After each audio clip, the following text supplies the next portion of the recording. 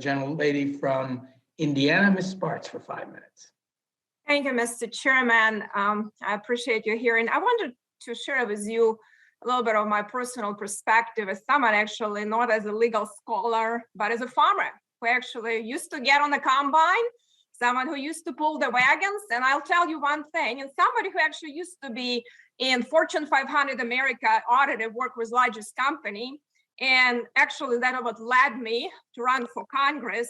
If we continue this path of destroying small business with government regulations, we will have oligopolies control all of the sides of the market, which they control most.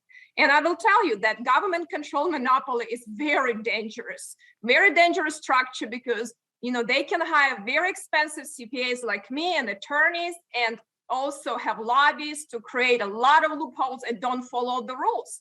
Actually, our environmental regulations, which are a lot of them unreasonable, and we want to have reasonable, created a lot of land restriction on use, and that's destroy a lot of farming.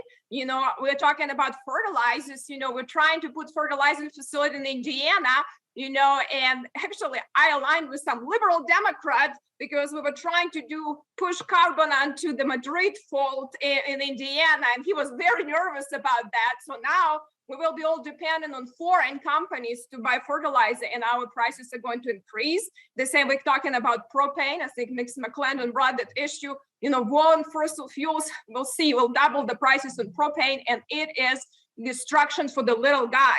And I just recently met with some farmers, my husband in the Farm Bureau, and I met with some farmers, hog farmers. And I told them, okay, we do have a significant oligopoly problems. And I told them, why couldn't, I know it requires capital and access to capital of small business owners is very limited. I've struggled and went through that myself.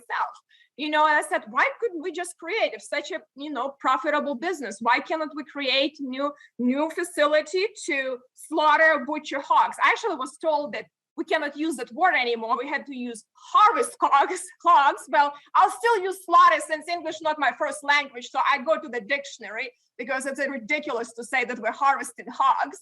But anyway, so I said, look, why couldn't we just start a facility? You have some people, you have some business people. And he said, oh yes, we had some colleagues who tried to start one facility in Indiana. And they told me, well, wait for USDA inspectors. It will take you a year to get them. And then they constantly have to check these facilities. And if you are not a big company connected to the government, they're not going to show up. So only all big companies have political power and capital to control. So my suggestion would be to my fellow colleagues, if we want to put, all this FDA and USDA and the jurisdiction of DOJ and FTC, how much restriction to competition they're, creating, I would be all for it because the government is destroying small enterprise. And we're destroying manufacturing, we're destroying mining, and now we're coming after farming. And if we continue on this path, now we're crying, that we are going to be dependent on China and Russia. Well, we'll be begging for pork from China and grains from Russia if we continue on this path. But I don't know, Mr. Mann, do you have any suggestions, what you think that is really reasonable and common sense? Because it is a very serious issue. And unfortunately, antitrust, in many cases, it's not protecting competition, but competitors, and puts us in the middle of the global oligopolies. You want to know what suggestions I might have to achieve increase competition? We really need to protect competition because all we're doing, setting prices, benefit, government controlled monopolies, and destroying the little guy. Well, in the industry that I'm most familiar with, in the beef industry, I would say that I don't see any reason that there's no intervention we need to do to increase competition. There's lots of competition. Despite there being a small number of firms, it's well understood that number of firms does not correlate to the amount of competition, even though we hear that repeatedly. Everyone says 4 firms, 4 firms.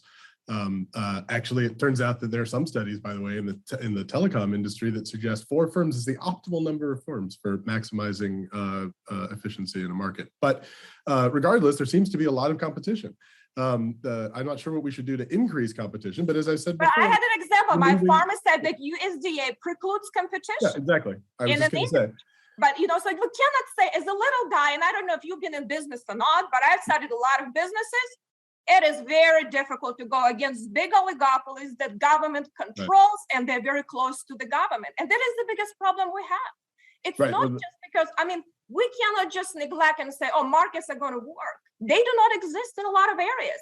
You know, I think my time had expired, but I would love to continue conversation and maybe have FTC looking into issues of anti-competitiveness created by our agency. I yield back.